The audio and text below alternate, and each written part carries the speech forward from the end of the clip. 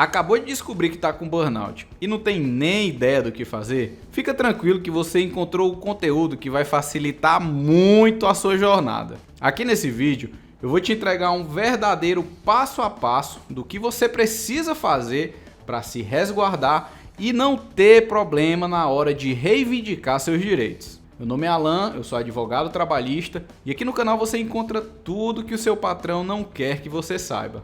A primeira coisa que você tem que fazer assim que receber o diagnóstico de burnout é emitir a comunicação de acidentes de trabalho, a CAT. Essa CAT é um documento que serve para informar o INSS sobre a ocorrência de um sinistro, ou seja, de uma doença ou acidente de trabalho. Como o INSS é a seguradora oficial do governo, ele precisa saber quando o empregado, que é um segurado obrigatório, sofre um acidente de trabalho ou adoece por causa do trabalho. Ter a CAT vai facilitar muito que você consiga o benefício 91 ao se afastar pelo INSS. E receber esse benefício aí garante que você tenha estabilidade ao retornar do afastamento. Além disso, a CAT é uma ótima prova de que a sua doença foi causada pelo trabalho. Por isso, não deixe de exigir a abertura da CAT. Aí só lembrando que o diagnóstico da síndrome de burnout não é feito através de um teste online ou só da sua cabeça, tá certo? Não é assim que funciona. Você precisa ter um diagnóstico formal por um psiquiatra. Apesar de psicólogos e neurologistas saberem fazer psicodiagnóstico, o ideal é que você tenha o diagnóstico por um psiquiatra. Alan, e se a empresa não quiser abrir a CAT, o que eu faço? Olha, isso acontece bastante. É bem comum que as empresas não abram a CAT. Se isso acontecer, não se desespere. A lei permite que outras pessoas também abram a CAT. O que eu recomendo que você faça é que formalize para a empresa através de um e-mail ou mensagem de WhatsApp que você está solicitando a abertura da CAT. Fazendo isso daí, você se resguarda caso ela recuse. E aí, quando isso acontecer, você pode pedir ajuda ao sindicato da sua categoria, ao Sereste mais próximo da sua região, ou então você mesmo pode emitir pela internet. Mas presta bem atenção, o peso da CAT emitida pelo sindicato ou pelo Sereste vai ser bem maior do que a CAT emitida por você. Então primeiro tenta com a empresa, depois vai para o sindicato, depois vai para o Sereste e só depois disso tudo vai atrás de emitir sozinho. O segundo passo que você precisa seguir é reunir o máximo de informações e documentos sobre o seu adoecimento. Eu vou falar aqui uma coisa que é bem cruel, mas que tem que ser dita. Assim que você entregar o atestado do burnout e exigir a abertura da CAT, a empresa vai te enxergar com outros olhos. Eu tô te falando isso com toda a tranquilidade do mundo. Quando um funcionário adoece, a empresa passa a tratar ele como um verdadeiro objeto. Você passa a ser visto como uma bomba relógio prestes a explodir. Eu tô te falando isso para você se resguardar e não ser pego de surpresa com a demissão. E assim, se você chegou ao burnout por conta de episódios de assédio moral ou algo parecido, eu recomendo, inclusive, que você inverta a ordem das coisas. Primeiro vai se preocupar em reunir o máximo de informações e de documentos para só depois informar a empresa sobre o que aconteceu. Ter elementos de prova vão te proteger no futuro e garantir que você consiga reivindicar os seus direitos. Então faz aí um verdadeiro dossiê com as evidências de que você adoeceu e do que te levou a adoecer.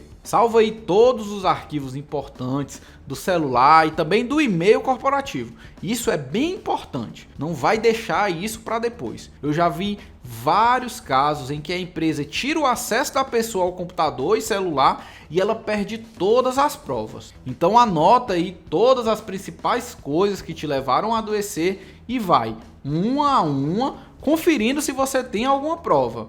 Por exemplo, se o que te levou a adoecer foi a sobrecarga de trabalho, procura aí e-mails enviados tarde da noite, mensagens no WhatsApp, no Slack, registro de ligações, tudo isso daí serve de prova. Agora, se o que te levou a adoecer foi a pressão por metas, procura aí as planilhas de meta, os e-mails de cobrança, áudios enviados cobrando retorno. Tudo isso daí também vai te ajudar. Ter essas provas vai te ajudar a negociar com a empresa e caso chegue a esse ponto, a entrar na justiça e reivindicar todos os seus direitos. Então, não deixa isso para a última hora. Para entender a fundo tudo isso que você precisa provar, eu recomendo que você assista esse vídeo que está aparecendo aí na tela. O terceiro passo que você deve avaliar é se não seria o caso de se afastar pelo INSS. Dificilmente alguém que foi diagnosticado com burnout não vai precisar se afastar por pelo menos um mês do trabalho. Ter um tempo distante desse ambiente de trabalho adoecedor é muito importante para sua recuperação. Por isso,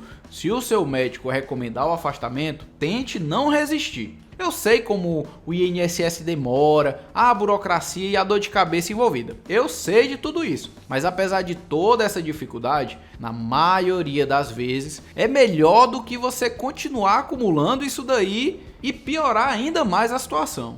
E se você acha que não se afastar pelo INSS vai garantir o seu emprego, eu sinto muito te informar. Mas é justamente o contrário. Para entender melhor sobre o afastamento por síndrome de burnout, eu recomendo conferir esse vídeo que está aparecendo aí na tela. Eu vou deixar todos esses vídeos que eu estou mencionando na descrição, então fica tranquilo. O quarto passo que você deve seguir é solicitar a adequação das suas condições de trabalho. Não adianta nada você se afastar pelo INSS se ao retornar você vai ver as mesmas condições que te levaram a adoecer. Por isso, formaliza por escrito que as condições de trabalho nocivas devem ser adequadas. As condições que eu estou mencionando vão depender de cada caso. Mas, por exemplo, se você está trabalhando em desvio de função, sobrecarga de trabalho e com metas acima do razoável, você deve exigir que isso daí seja corrigido. Envie aí um e-mail para o setor pessoal, ou seja lá qual for o setor na sua empresa, listando os fatores que te levaram a adoecer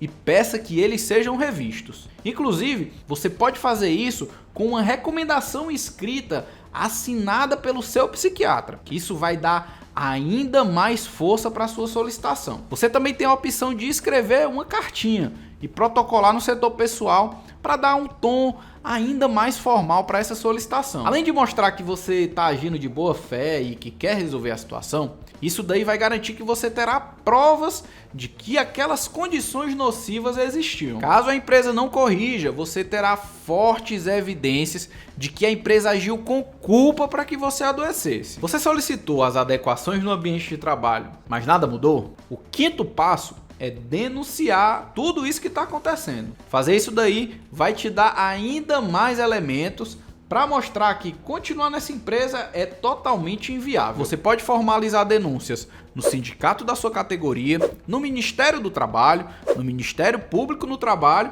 e no Sereste da sua região. Caso a empresa tenha um setor de compliance, você também pode denunciar por lá. Talvez não vai dar em nada, mas o objetivo aqui é registrar que você tentou resolver e que os problemas existem. Lembre-se de sempre formalizar as denúncias e guardar os protocolos. Outra coisa importante é sempre ser o mais detalhado possível na hora de descrever o que vem acontecendo.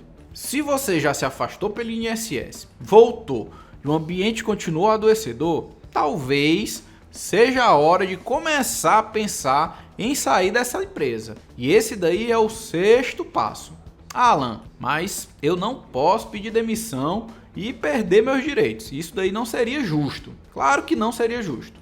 E você não precisa fazer isso. Se você seguiu todos esses passos, você tem mais do que o suficiente para conseguir sair dessa empresa sem prejuízos. E sim, é possível você fazer isso. No artigo 483 da CLT, existe uma medida judicial chamada de rescisão indireta, na qual você dá uma justa causa na empresa e sai de lá recebendo todos os seus direitos rescisórios. Seguindo esse passo a passo, você vai facilitar muito a sua vida. Agora, se eu fosse você a seguir, eu assistiria esse vídeo aqui, em que eu mostro quais os direitos que você pode ter. Se gostou desse vídeo, curte e se inscreve aqui no canal. Um abraço e até a próxima.